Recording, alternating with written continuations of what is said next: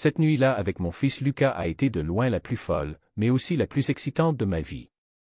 Je m'appelle Michael et je veux partager une histoire à propos de quelque chose qui est arrivé entre mon fils Lucas et moi. Ce n'est pas facile d'en parler, mais c'est quelque chose que j'ai gardé à l'intérieur trop longtemps. Lucas a 19 ans maintenant, mais tout a commencé il y a quelques années, après le décès de ma femme Barbara. Perdre Barbara a été l'une des choses les plus difficiles que j'ai jamais vécues, et cela a laissé Lucas et moi seuls pour naviguer dans la vie sans elle. Au début, c'était difficile. Lucas était silencieux et replié sur lui-même, passant la plupart de son temps dans sa chambre ou dehors avec des amis. Il évitait de parler de Barbara ou de tout ce qui avait trait à sa mort, et je ne voulais pas le forcer. À la place, je me suis concentré sur la création d'une maison aussi chaleureuse et accueillante que possible. Je préparais ses repas préférés, laissais de petits mots d'encouragement sur son bureau et essayais de m'assurer qu'il savait que j'étais là pour lui, s'il avait besoin de parler. Mais pendant des mois, il est resté distant. Puis, un soir, il est entré dans la cuisine pendant que je rangeais après le dîner. Sa présence soudaine m'a surpris, mais j'étais heureux de le voir. Ce n'était pas souvent qu'il venait me chercher comme ça. « Tu as besoin d'aide, papa ?» a-t-il demandé, sa voix douce mais stable. Je me suis tourné vers lui, surpris par l'offre. « Bien sûr, tu peux sécher la vaisselle, » ai-je répondu en lui tendant un torchon. Nous avons travaillé en silence pendant un moment, et je n'ai pas pu m'empêcher de ressentir un léger soulagement. C'était la première fois qu'il passait du temps avec moi de façon volontaire depuis ce qui me semblait être une éternité. « Comment s'est passée l'école aujourd'hui ? » ai-je demandé, essayant de lancer la conversation. « Ça va, » répondit-il sans lever les yeux. C'était tout. Je n'ai pas insisté. « Si tu veux parler, je suis là, » ajoutai-je doucement, jetant un regard furtif vers lui. Il acquiesça sans dire un mot de plus. Et au cours des semaines suivantes, j'ai commencé à remarquer de petits changements. Lucas passait plus de temps près de moi, s'asseyant avec moi dans le salon pendant que je regardais la télévision ou m'aidant avec de petites tâches à la maison. Il a même commencé à s'ouvrir, me parlant de ses cours et de ses projets pour l'université. J'ai ressenti une lueur d'espoir, comme si nous retrouvions enfin notre chemin vers une sorte de normalité. Mais un soir, quelque chose est arrivé qui m'a fait remettre en question tout ce que je croyais. Nous dînions ensemble. Lucas avait cuisiné ce soir-là, un simple plat de pâtes qu'il avait appris d'un ami. Pendant que nous mangions, il m'a regardé et a dit « Tu es incroyable, papa. » J'ai ri un peu, balayant le compliment. « Merci, Lucas, ça me fait plaisir, » ai-je dit en essayant de garder un ton léger. Mais son expression ne changea pas. Il me regardait avec une intensité qui me fit l'estomac se tordre. « Qu'est-ce qui ne va pas ? » ai-je demandé, ma voix douce mais prudente. « Rien, » répondit-il rapidement en secouant la tête. « Je voulais juste te dire merci pour tout. » J'ai hoché la tête, incertain de la façon de répondre. Ce moment semblait étrange, mais je me suis dit que j'étais en train de trop réfléchir. Il était juste gentil, n'est-ce pas? La nuit folle n'était pas encore arrivée, mais c'était définitivement le début de quelque chose, car après ce soir-là, les choses ont commencé à changer. Lucas a commencé à passer plus de temps autour de moi, trouvant des raisons de s'asseoir près de moi sur le canapé ou de traîner dans la cuisine pendant que je cuisinais. Au début, je pensais que c'était mignon. Je me disais qu'il essayait simplement de se reconnecter après tout le temps que nous avions passé à pleurer chacun de notre côté. Mais ensuite, il y avait les regards. Ses yeux s'attardaient sur moi plus longtemps qu'ils ne devraient. Ses compliments devenaient de plus en plus fréquents et personnels. « Tu es vraiment beau aujourd'hui, papa », a-t-il dit un matin alors que je me tenais à l'évier en train de faire la vaisselle. « Merci, mon chéri », ai-je répondu en essayant de garder mon ton léger. Mais la façon dont il l'a dit, la façon dont il me regardait, m'a mise mal à l'aise. Un soir, nous étions assis sur le canapé en train de regarder un film que Lucas avait choisi, une comédie que nous avions tous deux vue une dizaine de fois. À mi-parcours, je me suis rendu compte qu'il était assis plus près de moi que d'habitude. Nos épaules se touchaient presque, et quand je me suis légèrement déplacé, il ne s'est pas écarté. « Tu es toujours tellement occupé, » a-t-il dit soudainement, brisant le silence. « Tu ne prends jamais de temps pour toi. » J'ai esquissé un petit sourire, pris au dépourvu. C'est ce que font les papas, Lucas. Il y a toujours quelque chose à faire. Il a secoué la tête, son regard fixé sur moi. Tu en fais trop. Tu mérites une pause. Ces mots ont fait serrer ma poitrine. C'est gentil à toi de dire ça, ai-je répondu, mais je vais bien, vraiment. Et cette nuit-là, je n'ai pas pu dormir.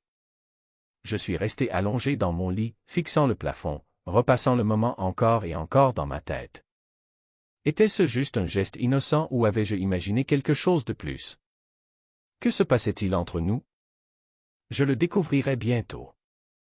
Dans les jours qui suivirent, j'ai remarqué Lucas trouver des raisons de rester près de moi de plus en plus souvent. Si je cuisinais, il venait dans la cuisine pour discuter. Si j'étais dans le jardin, il sortait et s'asseyait avec moi. Ses compliments continuaient, chaque nouveau compliment me rendant plus mal à l'aise. Et pour être honnête, je me suis surpris à faire de même plus souvent aussi. « Tu donnes vie à cette maison », a-t-il dit un après-midi alors que je pliais le linge. Je me suis figé un instant, incertain de la façon de répondre. « Merci, Lucas », ai-je dit enfin en forçant un sourire, mais au fond de moi, je ne pouvais pas m'empêcher de ressentir que quelque chose changeait, et pas dans une direction avec laquelle j'étais à l'aise. L'inconfort que je ressentais grandissait de plus en plus. J'ai essayé de me dire que j'imaginais des choses, que Lucas était juste gentil, peut-être qu'il essayait de compenser la distance qui s'était installée entre nous après la mort de Barbara. Mais ce n'était pas seulement les compliments, c'était la façon dont il agissait autour de moi, comment il semblait toujours être là, me regardant, trouvant des raisons d'être proche. Et je n'avais pas encore bien compris pourquoi je faisais la même chose avec lui. Un après-midi, je cuisinais dans la cuisine, coupant des légumes pour le dîner, quand j'ai entendu Lucas entrer derrière moi, ses pas doux sur le sol carrelé. Je ne me suis pas retourné, essayant de me concentrer sur ce que je faisais, espérant qu'il prendrait juste une collation et repartirait. « Tu as besoin d'aide, papa ?» a-t-il demandé. Je me suis tourné rapidement, lui donnant un sourire rapide. « Bien sûr, tu peux couper ces carottes, » ai-je dit en lui tendant la planche à découper. Il s'est approché de moi, ses mouvements délibérés, et a commencé à couper. Pendant un moment, nous avons travaillé en silence. Je pensais que ce serait simplement un moment tranquille et agréable, quelque chose de normal. Mais puis, il s'est arrêté de couper et s'est tourné vers moi. « Tu as tellement fait pour moi, » a-t-il dit, sa voix basse. Je l'ai regardé, confus. « Qu'est-ce que tu veux dire? » Je veux dire, après que papa soit mort, tu as tout pris en charge. Tu n'avais pas à le faire, mais tu l'as fait, dit-il, les yeux fixés sur les miens. Je ressentis un pincement d'émotion dans ma poitrine. Bien sûr, Lucas, tu es mon fils. Je t'aime, ai-je répondu. Essayant de garder mon ton stable, il hocha la tête, mais son regard ne vacilla pas. Je pense juste que je ne t'ai jamais remercié pour tout ça. Tu n'as pas à me remercier, répondis-je rapidement en me retournant vers la cuisinière. C'est ce que font les pères. Il ne répondit pas, mais je pouvais le sentir me regarder. Le moment semblait trop lourd, trop intense, et je n'avais qu'une envie, que cela se termine. Finalement, il saisit le couteau et recommença à couper, et je laissai échapper un petit soupir de soulagement. Après le dîner, ce soir-là, je m'assis sur le canapé avec un livre, espérant me perdre dans les pages. Lucas entra dans le salon et s'assit à côté de moi, non pas à son endroit habituel de l'autre côté du canapé, mais juste à côté de moi. « Que lis-tu » me demanda-t-il en se penchant pour voir la couverture. « C'est juste un roman, » répondis-je en le lui montrant. « Rien de trop excitant. »« Puis-je le lire avec toi » me demanda-t-il. La question me prit de court. Lucas n'avait pas montré beaucoup d'intérêt pour la lecture depuis qu'il était enfant, et je ne me souvenais même pas de la dernière fois que nous avions fait quelque chose comme ça ensemble. Une partie de moi voulait dire non, lui dire que j'avais besoin de temps pour moi, mais une autre partie de moi ne voulait pas le repousser. « Bien sûr, » répondis-je, en me décalant légèrement pour lui laisser plus de place. Il se pencha, son épaule effleurant la mienne alors que je commençais à lire à haute voix. Au début, cela semblait comme n'importe quel autre moment que nous aurions partagé des années auparavant, avant que tout ne devienne si compliqué. Mais au fur et à mesure des minutes, je devins de plus en plus conscient de la proximité avec laquelle il se trouvait, de l'intensité avec laquelle il me regardait, pas le livre. Quand je terminai le chapitre, je fermai le livre et le posai. « C'est assez pour ce soir, dis-je en essayant de garder ma voix légère. Merci de m'avoir lu, dit-il, d'un ton doux. De rien, répondis-je en me levant et en me dirigeant vers ma chambre. Bonne nuit, Lucas. Bonne nuit, papa, dit-il, mais il y avait quelque chose dans sa voix, quelque chose que je ne pouvais pas vraiment identifier.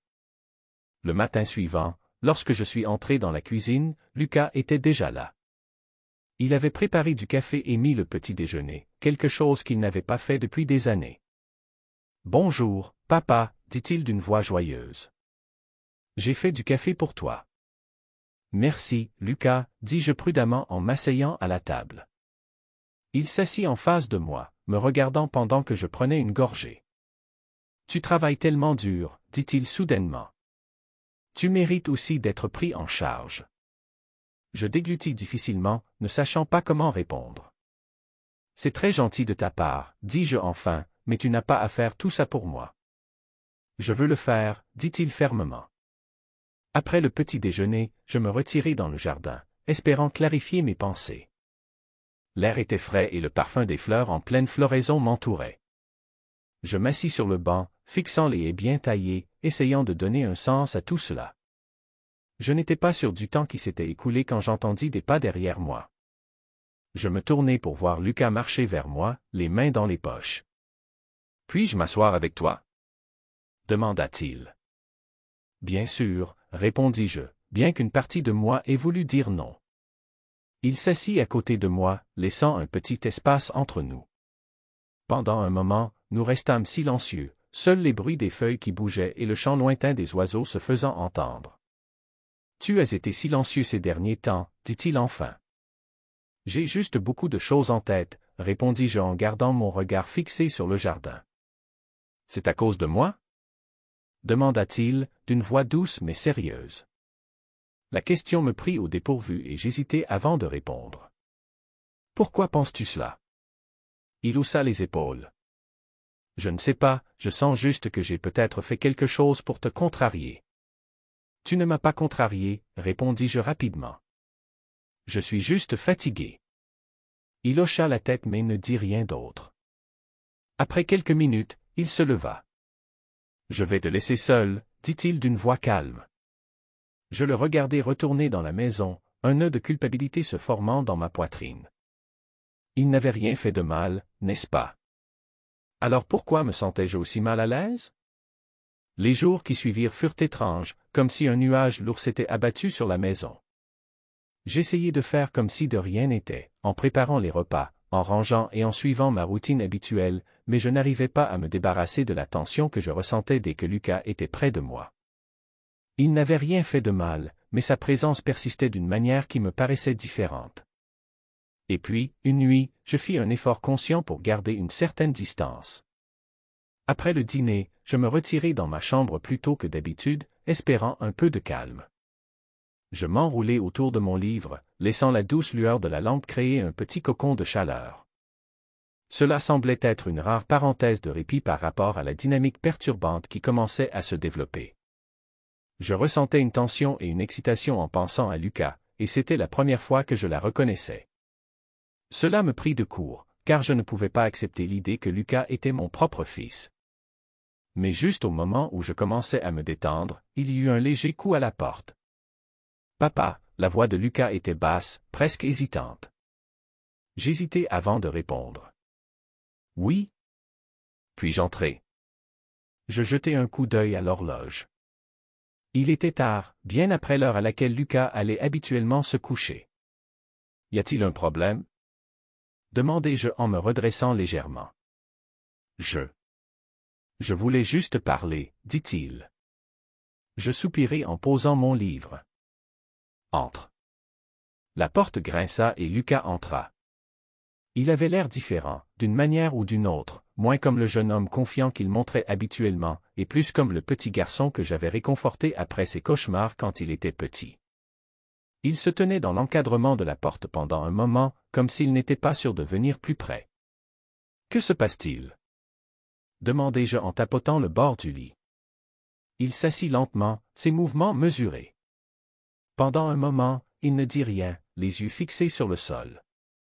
Puis il leva les yeux, son regard croisant le mien. Je voulais juste dire que je suis désolé, dit-il enfin. Pourquoi? Demandai-je, la voix prudente. Pour t'avoir mis mal à l'aise, dit-il, son ton sincère. Je sais que j'ai agi différemment ces derniers temps et je ne veux pas que tu penses que j'essaie de rendre les choses bizarres entre nous. Je clignai des yeux, surpris par son honnêteté. Lucas, commençai-je, mais il m'interrompit. Je ressens beaucoup de choses et je ne sais pas vraiment comment les gérer, dit-il, sa voix légèrement tremblante.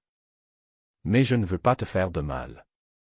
Ces mots flottaient dans l'air, lourds de sens que je ne pouvais pas entièrement comprendre. Je posai ma main sur son épaule. Lucas, c'est normal de se sentir perdu parfois, dis-je doucement. Mais tu dois te rappeler que je suis ton père et que notre relation a des limites.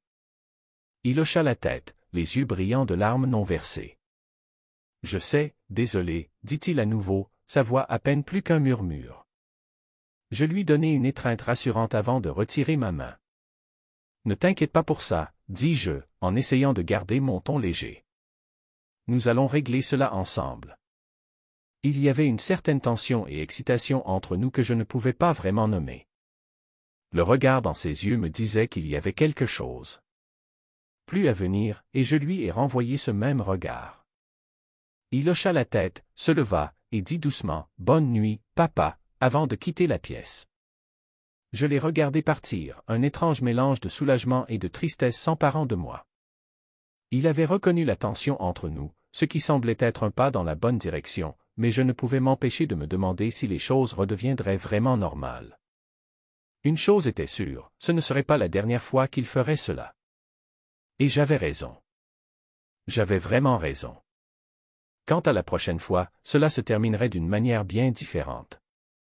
Le lendemain matin, je me réveillai plus fatigué que d'habitude. La conversation avec Lucas m'avait tenu éveillé pendant des heures, mon esprit s'emballant avec des « et si » et des questions sans réponse. Je me levai, suivis ma routine matinale et tentai de chasser l'inquiétude persistante. Lucas semblait différent ce jour-là, plus silencieux, plus réservé. Il resta dans sa chambre la plupart de la journée. Une partie de moi voulait aller le voir pour m'assurer qu'il allait bien, mais une autre partie ressentait qu'il fallait lui laisser de l'espace. Le soir, alors que je pliais du linge dans le salon, Lucas entra. Il s'assit sur le canapé sans dire un mot, me regardant en silence pendant que je travaillais. Le silence entre nous était lourd, et j'eus du mal à trouver quelque chose à dire. « Tu as été silencieux aujourd'hui, » dis-je finalement, en lui lançant un regard. Il haussait les épaules. « Je réfléchis à tout, en particulier à nous, » dit-il, sa voix à peine un murmure. Je me figeai un instant, le poids de ces mots m'envahissant. « Que veux-tu dire » demandai-je prudemment. Il hésita, ses yeux rencontrant les miens. « Je veux dire, je sais que les choses ont été bizarres ces derniers temps, et je ne veux plus que ce soit comme ça, dit-il. Je hochai lentement la tête, incertain de la façon de répondre. « Je ne veux pas ça non plus, » répondis-je enfin, mais nous devons trouver un moyen d'avancer. Il hocha la tête, un faible sourire traversant ses lèvres. « On va y arriver, » dit-il. Pendant un bref instant, je sentis une lueur d'espoir. Peut-être que les choses s'amélioreraient. Peut-être pourrions-nous surmonter cela et trouver un moyen de reconstruire notre relation. Mais, au fond, je ne pouvais m'empêcher de ressentir que nous étions au bord de quelque chose que je ne comprenais pas totalement, ou peut-être que je le comprenais, mais je n'étais pas encore prêt à l'accepter. Le malaise silencieux qui s'était installé dans la maison ne disparut pas. Lucas essayait de paraître normal, mais je voyais la lutte dans ses yeux, la façon dont il hésitait avant de parler ou restait trop longtemps lorsque nos chemins se croisaient. Je voulais croire que ses excuses marquaient la fin de tout cela, mais au fond, je savais que ce n'était pas si simple. Puis un soir, alors que je m'allongeais dans mon lit, faisant défiler mon téléphone pour tenter de me détendre, cela se produisit à nouveau. Il était tard, et la maison était silencieuse, à l'exception du doux grincement du ventilateur au-dessus de moi. Je venais tout juste de commencer à m'endormir quand j'entendis un léger coup à ma porte. Papa. La voix de Lucas était douce, presque hésitante. Je me redressai, le cœur lourd. Oui? Demandai-je. Puis-je entrer? Demanda-t-il. Je jetai un coup d'œil à l'horloge. Il était bien passé minuit. Lucas, il est tard, dis-je en essayant de garder un ton ferme. Qu'est-ce qui ne va pas? Il y eut une pause avant qu'il ne réponde. J'ai juste besoin de te parler. Quelque chose dans sa voix me fit hésiter. Je pris une profonde inspiration, puis dis. D'accord, entre. La porte grinçait en s'ouvrant, et Lucas entra. Il semblait incertain de lui-même, les mains enfoncées dans ses poches, hésitant près de l'entrée. Qu'est-ce qui se passe, Lucas? Demandai-je en essayant de maintenir ma voix calme. Il hésita, son regard balayant tour à tour moi et le sol. J'ai beaucoup réfléchi à ce que j'ai dit l'autre soir, commença-t-il, sa voix basse. Et je pense qu'il faut que je sois honnête avec toi. Ma poitrine se serra.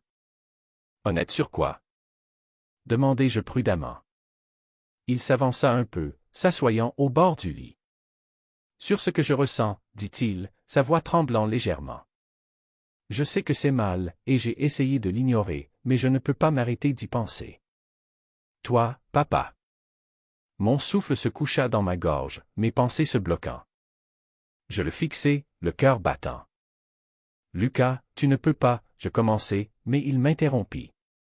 Je sais, dit-il rapidement, sa voix pleine de désespoir. Je sais que c'est mal, mais je n'y peux rien. Tu as été tout pour moi depuis la mort de papa. Tu es gentil, fort, et tu as fait tellement de choses pour moi. Je ne sais pas comment arrêter de ressentir cela. Ces mots me frappèrent comme un coup physique. Je me figeai, incapable de bouger ou de parler, alors que sa confession flottait dans l'air. Lucas, tu es mon fils, dis-je enfin, la voix tremblante. Je t'aime, mais pas comme ça. Ça doit s'arrêter. Je le vis hocher la tête, les larmes montant dans ses yeux. Je sais, dit-il, la voix brisée. Je ne voulais pas te faire de mal. Je sais, dis-je, mon cœur se brisant en le voyant. Mais ça ne peut pas continuer. Tu es une bonne personne, Lucas, et tu vas passer au-dessus de ça. Il essuya ses yeux et se leva lentement. Bonne nuit, papa, dit-il, sa voix à peine audible. Bonne nuit, répondis-je, le regardant quitter la pièce et refermer la porte derrière lui. Dès qu'il fut parti, je verrouillai la porte et m'assis sur le lit, les mains tremblantes. Je n'arrivais pas à croire ce qui venait de se passer. Je me sentais accablé de culpabilité et de confusion, me demandant ce que j'avais fait pour en arriver là. J'aimais Lucas de tout mon cœur, mais ses sentiments étaient quelque chose que je ne pouvais pas. Je n'arrivais pas à ignorer ou à écarter cette nuit-là. Je n'avais pas beaucoup dormi, je repassais sans cesse ces mots dans ma tête, essayant de leur donner un sens. Je me suis dit que ce n'était qu'une phase, un moment de confusion qui passerait, mais au fond, je n'étais pas sûr.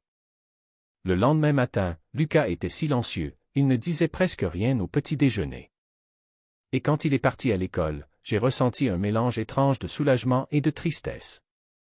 J'ai passé la journée à essayer de me concentrer sur mon travail, mais mon esprit revenait sans cesse à notre conversation. Je ne pouvais pas me défaire de l'impression que ce n'était pas fini. Quand Lucas est rentré à la maison ce soir-là, il semblait distant, évitant le contact visuel et se retirant dans sa chambre presque immédiatement. Je voulais lui parler, m'assurer qu'il allait bien, mais je ne savais pas par où commencer. Je me sentais piégé, ne sachant pas comment gérer la situation sans empirer les choses. Plus tard dans la soirée, je suis resté dans le salon, regardant la télévision sans vraiment la voir. La maison était calme et je pouvais sentir le poids de tout ce qui se passait. Soudain, j'ai entendu des pas derrière moi. Je me suis retourné et j'ai vu Lucas debout dans l'encadrement de la porte, son expression difficile à lire. « Puis-je m'asseoir avec toi ?» demanda-t-il. J'hésitai un instant avant de hocher la tête. « Bien sûr. » Il s'approcha et s'assit sur le canapé, laissant un petit espace entre nous. Pendant un moment, nous restâmes en silence, la tension entre nous presque insupportable. « Papa, dit-il enfin, sa voix douce. Je ne veux pas te perdre. Tu ne me perdras pas, répondis-je rapidement, mais nous devons fixer des limites, Lucas, pour nous deux. Il acquiesça lentement, fixant le sol. Je comprends. Je tendis la main et posai ma main sur son genou. On traversera ça, dis-je doucement, mais tu dois me faire confiance. Il releva les yeux vers moi, ses yeux remplis d'émotion. Je te fais confiance, dit-il. Je lui souriais faiblement, espérant le rassurer. Alors tout ira bien. Alors que je m'assis là, je ressentis un mince espoir que nous puissions surmonter cela, mais au fond de moi, je savais que cela prendrait du temps. Les jours suivants furent tendus mais calmes. Lucas gardait ses distances et j'essayais de faire comme si tout était normal, mais la vérité pesait lourdement sur moi. J'espérais qu'en reconnaissant la situation et en établissant des limites, nous pourrions tous les deux avancer. Pourtant, quelque chose au fond de moi me disait que le silence entre nous ne suffirait pas à réparer ce qui avait été brisé. Il a répondu après un long moment, je pense, 10 à 20 minutes. La pièce était silencieuse, à l'exception du léger bourdonnement du ventilateur. Puis, Lucas s'est tourné et s'est dirigé vers la porte. Il s'est arrêté dans l'embrasure de la porte, jetant un dernier regard vers moi. « Bonne nuit, papa, dit-il, sa voix chargée d'émotion. « Bonne nuit, Lucas, répondis-je, le cœur serré en le regardant partir. « Merci pour tout. »« Je dois te remercier, papa, dit-il. » Quand la porte se referma derrière lui, je laissai échapper un souffle tremblant. La tension dans ma poitrine se dissipa enfin. Je m'allongeai en fixant le plafond, repensant aux événements des dernières semaines. Je savais qu'il nous restait encore un long chemin à parcourir, mais pour la première fois, je ressentis un mince espoir que nous pourrions retrouver une relation plus saine. Finalement, la tension s'était brisée. Le lendemain matin, Lucas était calme mais posé. Il se joignit à moi pour le petit déjeuner, et bien que la conversation fût légère, je pouvais sentir un changement dans son attitude. Il semblait plus détendu, comme s'il avait enfin lâché une partie du poids qu'il portait. Au cours des semaines suivantes, les choses commencèrent à redevenir plus normales. Lucas passait plus de temps avec ses amis, et son attention se recentra sur l'école et ses projets pour l'avenir. Nous n'avons plus parlé de ce qui s'était passé, mais la compréhension tacite entre nous était claire. Nous essayions tous les deux de tourner la page. Un soir, alors que nous étions assis sur le porche en regardant le coucher du soleil, Lucas se tourna vers moi et dit « Merci d'avoir été patient avec moi, papa. Merci pour tout ce que tu fais pour moi et avec moi. Merci de m'accepter pour ce que je suis et de m'aider dans tous les aspects, même dans des domaines où les papas n'aident généralement pas leurs fils. » Je le regardai, surpris mais touché par ces mots. Je posai ma main sur son bras. « Bien sûr, dis-je. C'est ce que font les papas. » Il sourit, et pour la première fois depuis longtemps, cela sembla sincère. À ce moment-là, je savais que tout allait bien se passer. Je ne suis toujours pas sûr de ce que j'ai fait, car cela s'est reproduit quelques fois de plus. Et à part cela, j'en profite moi aussi. Je sais que j'aide beaucoup Lucas. Peut-être est-ce simplement parce que nous voulons tous les deux compenser la perte de Barbara, ou peut-être est-ce autre chose. Je ne sais pas. J'avais besoin de raconter cette histoire à quelqu'un pour connaître l'avis des autres. Devrais-je arrêter de faire cela avec Lucas, ou est-ce peut-être plus normal que je ne le pense? Qu'en pensez-vous? Merci de me le dire dans les commentaires. Cela m'aiderait beaucoup. Merci. Leçon à tirer de cette histoire. Ce que nous devons retenir de cette histoire, c'est l'importance de la patience, de la compréhension et du soutien inconditionnel dans les relations humaines. Parfois, même les liens les plus proches traversent des périodes de tension et de malentendus, mais cela ne signifie pas qu'ils sont irrémédiablement brisés. Comme le montre cette histoire entre un père et son fils, prendre le temps d'écouter, de respecter les émotions de l'autre et de faire preuve de compassion peut non seulement réparer les blessures, mais aussi renforcer les liens. Le chemin de la guérison peut être long, mais chaque petit geste de compréhension et de soutien est un pas vers la réconciliation et l'amour renouvelé. Si cette histoire vous a touché et que vous souhaitez en entendre davantage sur des sujets qui nourrissent l'âme, je vous invite à vous abonner à ma chaîne. En vous abonnant, vous nous aidez à continuer à partager des histoires significatives et à toucher d'autres cœurs. Votre soutien est essentiel et apprécié. Merci de faire partie de cette communauté. N'oubliez pas de cliquer sur le bouton d'abonnement et d'activer la cloche pour ne manquer aucune de nos prochaines vidéos. Merci à vous et à bientôt. Cela devrait conclure la vidéo de manière inspirante tout en encourageant l'engagement.